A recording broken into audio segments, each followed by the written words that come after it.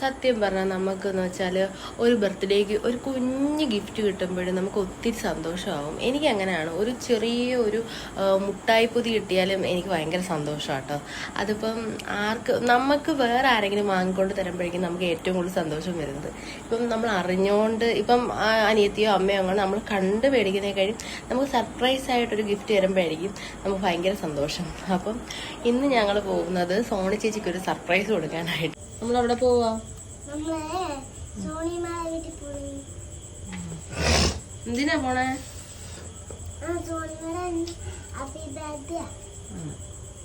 അപ്പോൾ നമുക്ക് സർപ്രൈസ് കൊടുക്കാനായിട്ട് പോവാം. സത്യം പറഞ്ഞു കഴിഞ്ഞാൽ അവിടെ ആളുണ്ടോ ഇല്ലയോ എന്നൊന്നും അറിയാൻ വയ്യ. ബർത്ത്ഡേ ആയിട്ട് ഇനി പുറത്തെങ്ങാനും പോയോ നോക്കാം. ബർത്ത്ഡേക്കാരിക്ക് ഒരു ഗിഫ്റ്റ് കൊടുക്കാതെ എങ്ങനെയാണ് പോണേ. അങ്ങനെ ഞങ്ങൾ വെസ്റ്റ് സൈഡിൽ വന്നിരിക്കുകയാണ്. ചേച്ചി കൂടുതലും ഇവിടെ നാട്ടോ ഡ്രസ്സ് എടുക്കുന്നത്. പിന്നെ ഒരു പ്രത്യേകതയെന്ന് വെച്ചാൽ വെസ്റ്റ് സൈഡിൽ നിന്ന് ഡ്രസ്സ് എടുക്കുമ്പോൾ ബർത്ത്ഡേ മന്ത് ആണെങ്കിൽ നമുക്ക് ഡിസ്കൗണ്ട് ഓഫർ കിട്ടും. പക്ഷെ അത് നമ്മൾ നേരത്തെ രജിസ്റ്റർ ചെയ്യേണ്ടതാണ്. അപ്പോൾ ചേച്ചി ഇവിടെ രജിസ്റ്റർ ചെയ്തിട്ടുണ്ട്. അങ്ങനെ എന്തായാലും ഞങ്ങൾ ഇവിടെ വന്നെടുക്കാമെന്ന് വെച്ചു. ഇതൊരു വലിയ ഒരു കടമ്പ തന്നെയാണ് നമ്മൾ ഡ്രസ്സ് എടുക്കുക എന്നുള്ളത്. പ്രത്യേകിച്ച് എനിക്ക് പെട്ടെന്നൊരു സാധനം എടുക്കാൻ പറ്റില്ല. കുറച്ച് തപ്പിയും തടഞ്ഞിട്ടാണ് ഞാനൊരു ഡ്രസ്സ് സെലക്ട് ചെയ്യുന്നത്. അത് സത്യം പറഞ്ഞാൽ അവർക്ക് ടേസ്റ്റ് ഇഷ്ടമാവുമോ, ഞാനെല്ലാം നോക്കും, മെറ്റീരിയൽ നോക്കും. ഞാൻ ഒരാൾ ഡ്രസ്സ് ഇട്ടിട്ട് എങ്ങനെയാണെന്നുള്ളത് മനസ്സിൽ കാണും കേട്ടോ. ഇത് സത്യം പറഞ്ഞാൽ അങ്ങനത്തെ ഒരു ഐഡിയ പറഞ്ഞതെന്ന് അണ്ണാക്കിയാണ് കേട്ടോ.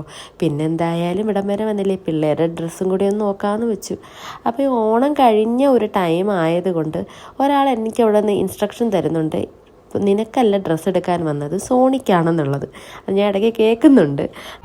അങ്ങനെ ഞാനൊരെണ്ണം തപ്പിയെടുത്തിട്ടുണ്ട്. അതെന്തായാലും ഓക്കെ ആണോ എന്നാണ് ഞാൻ ചോദിക്കുന്നത്.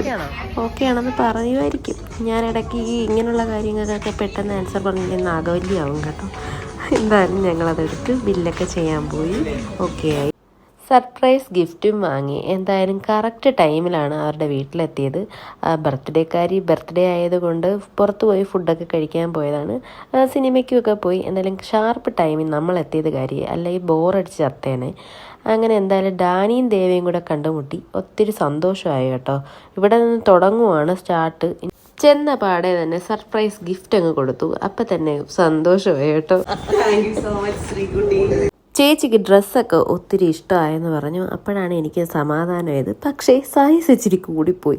ആളിപ്പോൾ ഡയറ്റ് ചെയ്ത് എക്സലിൽ നിന്നൊക്കെ താഴോട്ട് വന്നുകൊണ്ടിരിക്കുകയാണ്. അത് നമ്മൾ അറിയുന്നില്ലല്ലോ. വല്ലപ്പോഴും കാണുമ്പോഴല്ലേ ഇതൊക്കെ അറിയുന്നത്. പിന്നെ ഞങ്ങൾ എന്ത് കഴിക്കണമെന്നായി. അവരെന്തോ ലൈറ്റായിട്ട് തിയേറ്ററിൽ ഇരുന്ന് കഴിച്ചതാണ്. അപ്പം നമുക്ക് വലുതായിട്ട് എന്തെങ്കിലും കഴിക്കണ്ടേ. ഞങ്ങൾ പിന്നെ വന്ന സ്ഥിതിക്ക് പാറൂനെയും കൂടെ വിളിക്കാതിരിക്കുന്നത് എങ്ങനെയാണ്. അങ്ങനെ പാറൂൻ ജോയിൻ ചെയ്തു ബർത്ത്ഡേ പാർട്ടി. അങ്ങനെ എന്ത് മേടിക്കണം എന്നുള്ള പ്ലാനിങ്ങിനൊടുവിൽ ഞങ്ങൾ മീൻ വാങ്ങി. ഇവർക്കൊക്കെ സത്യം പറഞ്ഞാൽ മീനിനോട് എന്തോ ഒരു പ്രാന്താണ്. ഇവരുടെ കൂടി ഞങ്ങൾക്കും അതേ പ്രാന്തായി. അങ്ങനെ ഓരോരുത്തർക്കും ഓരോ ഡ്യൂട്ടിയും കൊടുത്ത് വർക്ക് ആരംഭിച്ചു. പാതിരാത്രിയാണ് ഈ കലാപരിപാടികളെല്ലാം ഇവിടെ നടക്കുന്നത് കേട്ടോ. എന്തായാലും നമുക്കാർക്കും ഉറക്കമില്ല. 12 മണി 1 മണിയാണ്. അപ്പം പിന്നെ ഞങ്ങൾ പതിയെ ഓരോ കാര്യങ്ങളിലേക്ക് നിർവഹിച്ചു.